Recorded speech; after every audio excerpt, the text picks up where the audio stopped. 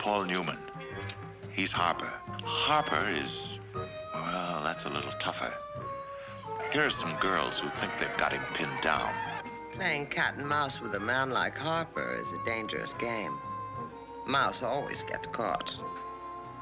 But I like dangerous games. Your husband keeps lousy company, Mrs. Sampson. As bad as there is in L.A. And that's as bad as there is. Don't tangle with Lou Harper. Go drink some poison, you got a better chance. He's got cop's eyes and he knows how to hurt. I think I can convince my friends on the narcotics squad that those tracks are fresh. What else you know? Nothing. Come on. Nothing. Come on. Nothing. Puddler. He's Fuzz Puddler, private. That Lou Harper sure has me pegged. He knows I can't say no. I want you to go. What the hell you say? Now go. Not when I'm like this. What do you want from me? Just a few kind words. What else? Anything I can get. I'm not a child anymore. So if Lou Harper won't come to me, then I'll go to him. You're young, rich, and beautiful, and my wife is divorcing you. What do you think I think? I think you want to relax. All right, honey. You really want to play around. Just douse the lights and seal off the room. I've been worked over by experts. All I got left is bruises. So whatever Harper does to me, I guess I asked for it. Who knows, maybe I even like it.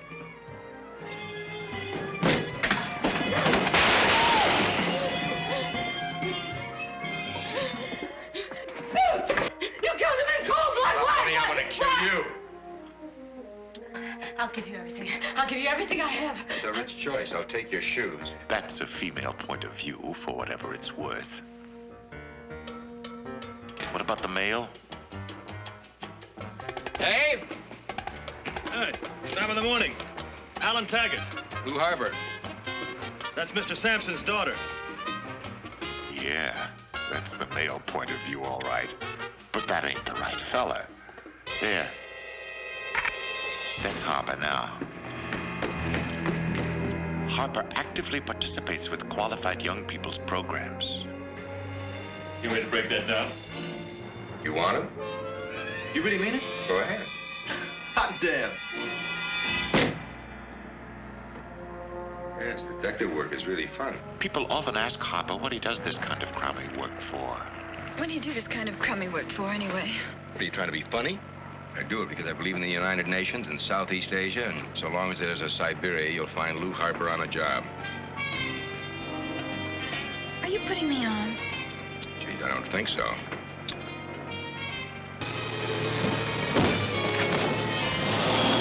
Paul Newman is Harper.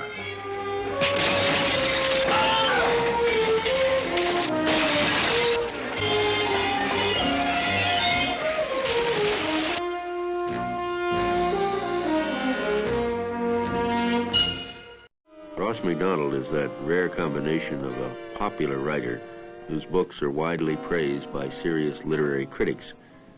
According to MacDonald, there is no mystery about the origins of the so-called private eye or American hard-boiled detective fiction. You ask me where it came from, it came right out of life. And it still does.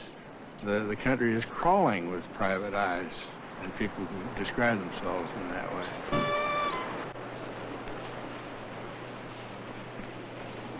My plots are derived more or less immediately from life.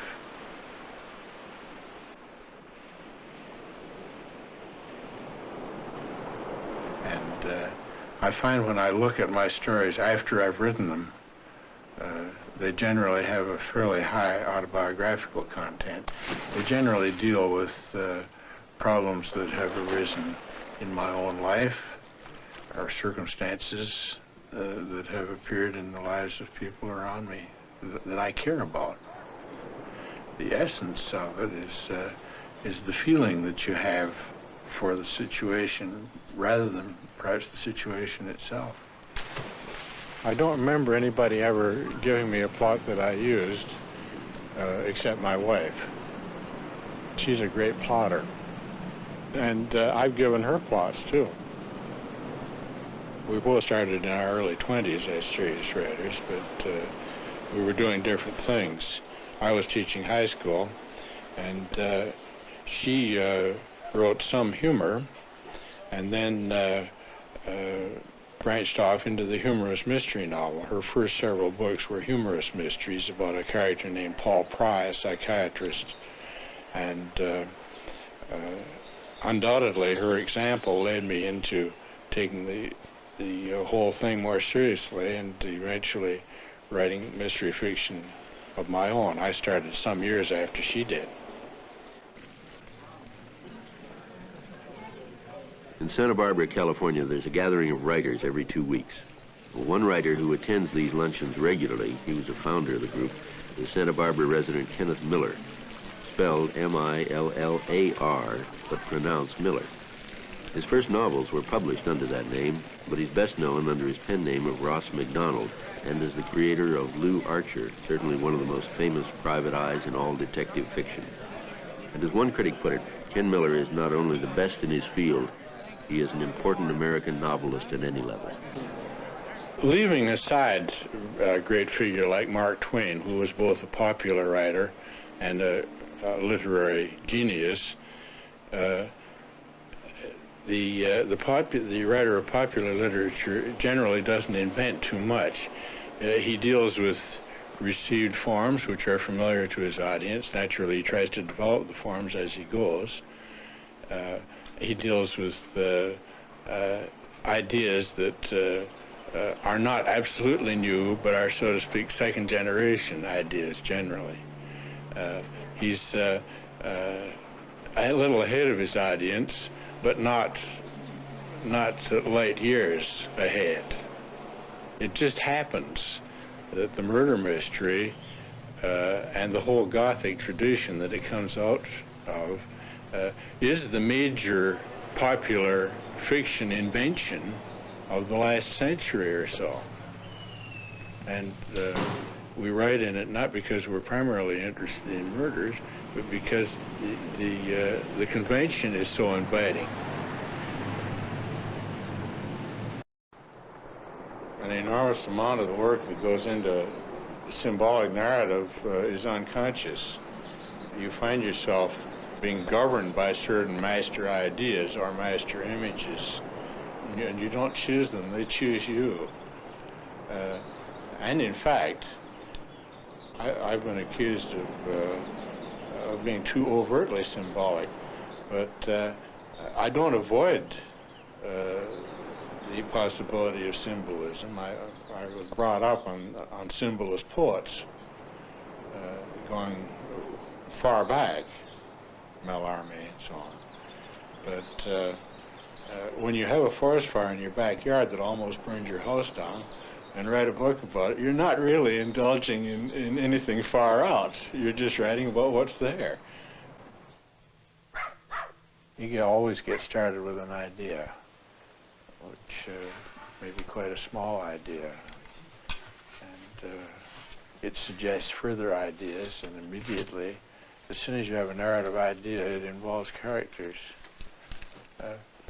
For the most part, I get my ideas from life, and I generally find myself writing about, let's say, a psychological or imaginative moment in my own life. I imagine that that's mainly the taking off point for not only my fiction, but most fiction. I write in longhand with a pen, in line notebooks, which I've used for a good many years, but my excellent typist is still able to read it.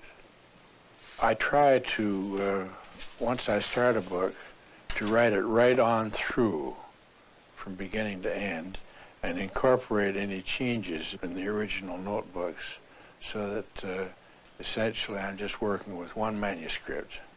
It takes pretty close to a year of that for me to produce a book. I work 3 or 4 or sometimes 5 hours a day.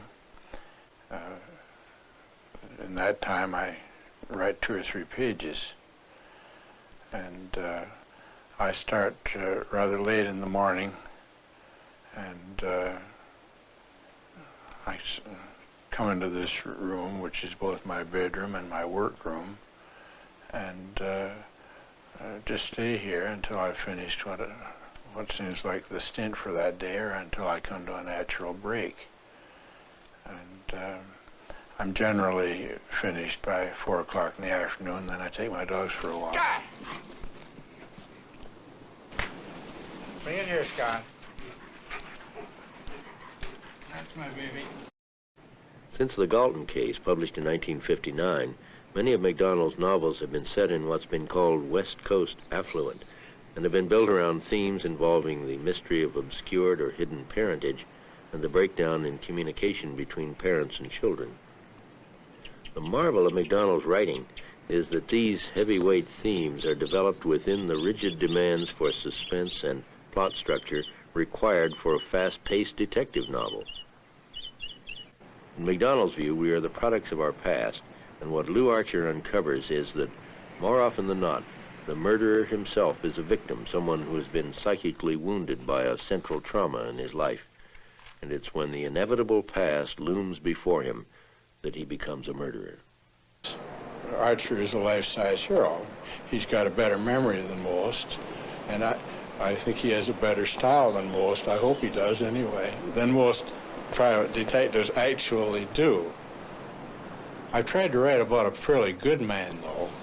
He embodies values and puts them into action. You don't have to be a hero to do that. Perhaps that's what we need, though, as a democratic kind of hero. A man who doesn't blow his own horn, but just goes and does his job right and treats other people fairly well.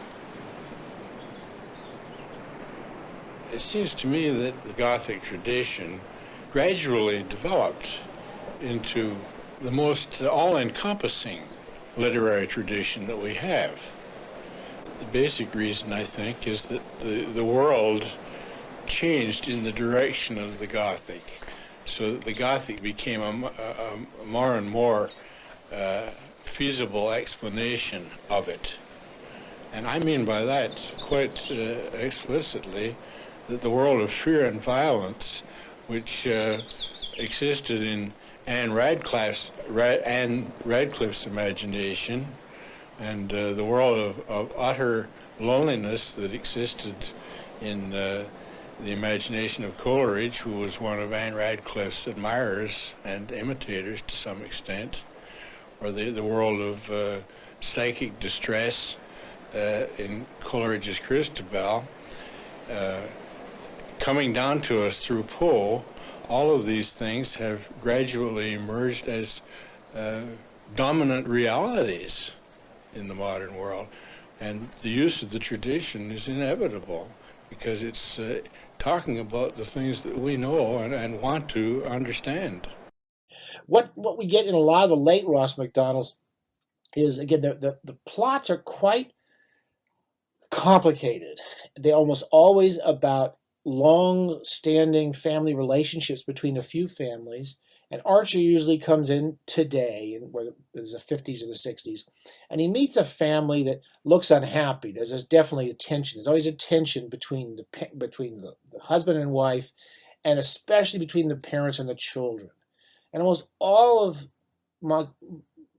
MacDonald's books about Archer are about the tragedy of what parents leave to their children and what they cause to happen in their children. And it's kind of the sad part of the books, and it's kind of the compelling part. But most of the children in the books don't always come to good ends. So when we see in the zebra-striped hearse these kids running around, again, they don't die or anything in the book, but the fact that they're all having a good time and hanging out at the beach and driving in this zebra-striped hearse, and their parents aren't paying attention. There's a bit of a reactionary, old fartishness about the way MacDonald looks at young people in the 60s and 70s as if, the daddies and mommies aren't looking after them because they're all running around with long hair. There's a little of that, but there's also a sort of sense of this after the war, this generation that has this kind of a lot of wealth, lots of big houses, and really uninteresting houses. So we go into a modern family there's a problem in the family, often with them and the children, or the children with their parents. And as he looks into this, he starts to uncover this long family history of interrelationships between two or three families who have changed over the years, particularly since World War II, when most of the men have come back from the war and have different relationships that have often been developed by their relationships that they forged in the military, and how they can't really quite make this new world of theirs, these kind of brand new houses and brand new shopping and lovely big cars, work. And all these old ghosts come back to haunt them. So what Archer does, I always call him MacDonald, what Archer always does, Archer is, by the way, Archer, finding the mark. There's a lot of kind of there's a kind of clear, kind of slightly camp Freudianism. So the underground man again was a good one. The chills filled with it, and this one has it as well. The person who's considered to be the murderer and the most violent and crazy person, MacDonald. At one point, Lou looks at him and says he had problems with his mother, and Lou says something to himself like, "Don't they all? All of these crazy psychopaths have something with their mother." But I would really, there's something very kind of always reserved, always kind of cool, always very, very understated prose. And then you really have to pay attention to this story because there are a lot of characters and they kind of sometimes look a little bit alike. But there is often this kind of Freudian undercurrent that comes in through the resolution. And MacDonald's got a good eye on American society in the 60s and 70s.